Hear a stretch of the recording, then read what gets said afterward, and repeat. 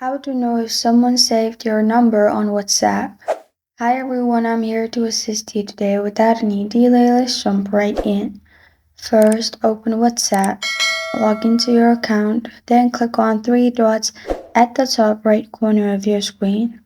After you've clicked on three dots at the top right corner of your screen, click on New Broadcast.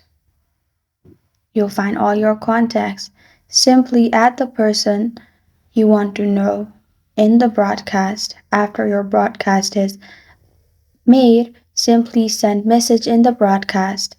And if there is send option of the person, that means they have saved your number, as broadcast will be only added to people who are saved, and they will only receive if that person's contact is saved. And this is how to know if someone saved your number on WhatsApp.